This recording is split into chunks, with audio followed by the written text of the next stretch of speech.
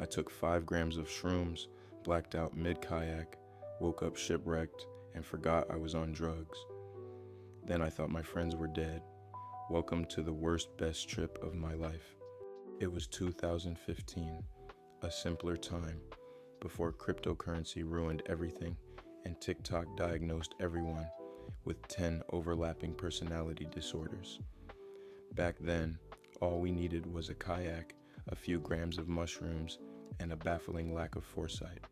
There were 4 of us, young, dumb, and possessed by that dangerous kind of optimism that only exists in people who think nature is their friend. We stood at the edge of the Florida Keys, preparing to kayak to a little spot called Indian Key Historic State Park, an island floating 30 minutes offshore like a humid mirage baked into the Atlantic. The plan was straightforward in the way that all terrible plans are. Paddle out, land safely, wait for the shrooms to hit. Easy.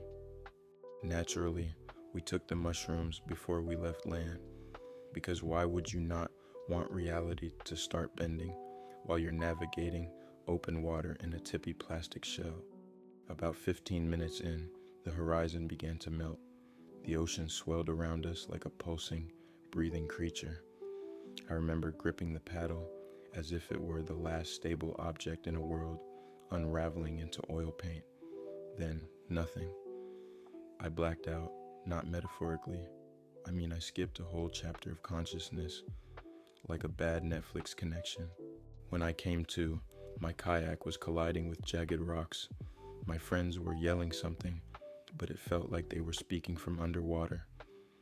I had arrived somewhere, the wrong side of the island apparently. We were supposed to land facing the mainland. Instead, we had drifted to the open ocean side, and my brain had already clocked out for the evening. And that was only the beginning of the dumbest, most magical shipwreck that never actually happened. So there we were, technically alive, spiritually displaced, washed up on the wrong side of the island like psychedelic debris. I still couldn't remember how I got there. One moment, I was struggling to paddle against what felt like molasses with commitment issues, and the next I was being reborn against a pile of rocks, with my friends yelling at me like I'd just slept through the apocalypse. I had no memory of the second half of that kayak ride. 0. I might as well have fast traveled through a loading screen of pure hallucination.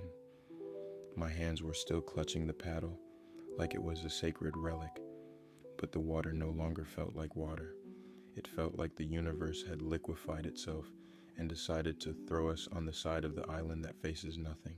Not civilization, not safety, just raw, uncut ocean and our own warped perceptions. That's when the real spiral began. I forgot we'd taken mushrooms. I genuinely believed we'd somehow gotten shipwrecked in the Caribbean, like we'd blinked into a survival episode where everyone's high and useless. The sky looked like it had downloaded the Kaleidoscope 5.0 update. Clouds were swirling like interdimensional whipped cream. My vision looked like someone had smeared the lens of reality with melted crayons. Panic crept in like a bad come-up. I could feel it in my bones, in the sand, in the wind that sounded suspiciously like it was whispering regrets. My thoughts weren't just racing, they were stealing cars and setting fires. I looked at my friends, expecting comfort, but they were glitching out in their own ways. One of them sat cross-legged in the sand, silently mouthing words to a crab. Another kept nervously checking his pulse, like he was waiting for a diagnosis from the ocean. Eye contact felt like a war crime. That's when someone, definitely not a voice of reason, suggested we split into pairs because we were freaking each other out, which was true. Being around each other was like tripping in a hall of mirrors that screams at you. Every glance was a full-on psychic confrontation. So, we split, 2 and 2, like a reality show breakup with less dignity and more salt water. We didn't know it yet, but separating was the best terrible idea we'd have all day. Once we split up, something shifted, like the psychic tension in the group had been this invisible, vibrating balloon full of panic juice, and now, pop, we could finally breathe. Me and one of the others drifted into our own corner of the island, walking like newborn deer on a gravity malfunction. The jungle around us wasn't just alive, it was performing. Plants leaned toward us like nosy ants. Leaves shimmered with geometric intelligence. Every shadow looked like it had an opinion. It felt like nature was watching us with mild amusement, the way a cat watches a Roomba fall downstairs. I was trying to focus on the sand, the trees, anything to ground myself, but the world kept fractaling into mandalas of light and nonsense. At one point, I swear I saw a tree give birth to another tree.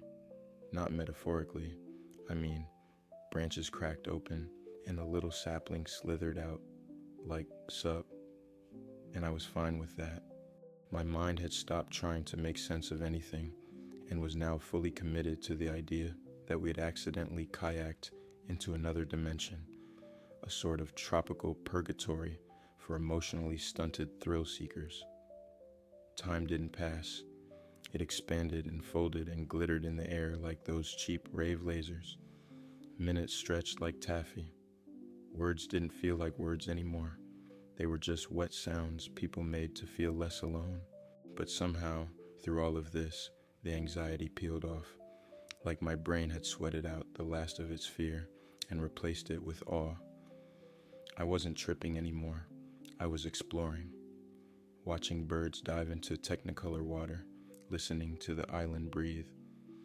I laughed so hard at a lizard that I gave myself hiccups. Everything made perfect, insane sense.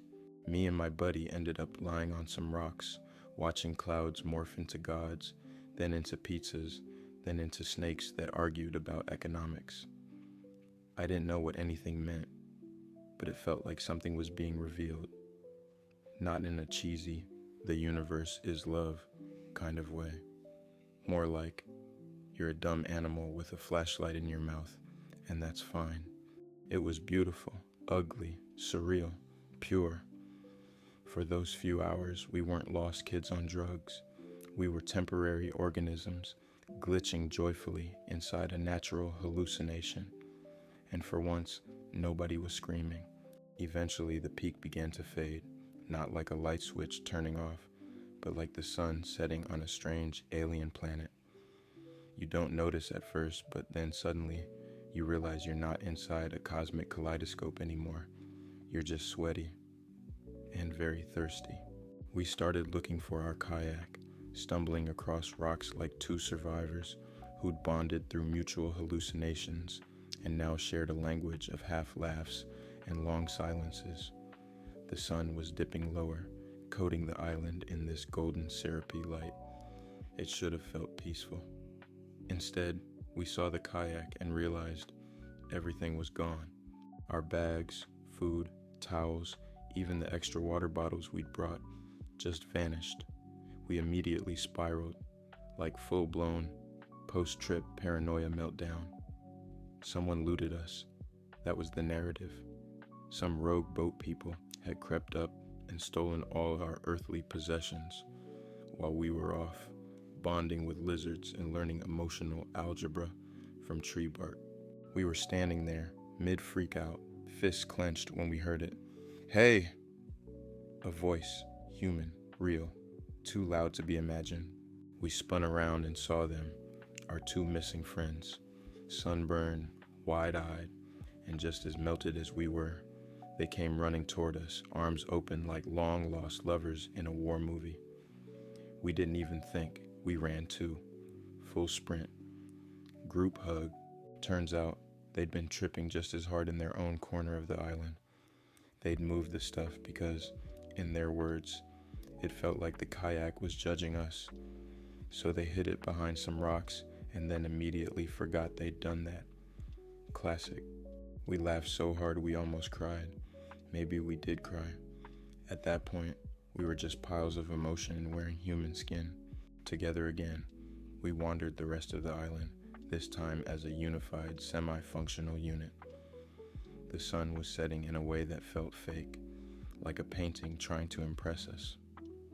Parrotfish swam lazily near the shore, nibbling at corals like it was a buffet, and they were high too.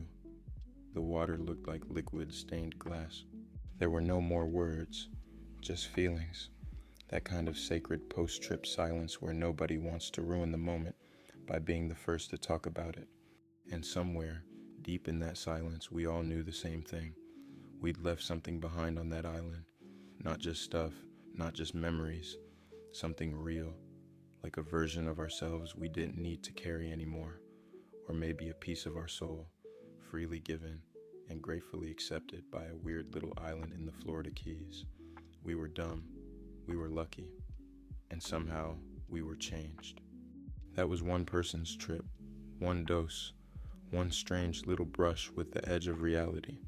If you've got a story worth telling, whether it's beautiful, terrifying, or just really stupid, leave it in the comments or send it anonymously. You'd be surprised how many people are out here carrying surreal, secret memories with nowhere to put them. Subscribe if you want more. New stories drop weekly, some long, some short, all pulled from the static. Tune in, drop out, stay distorted.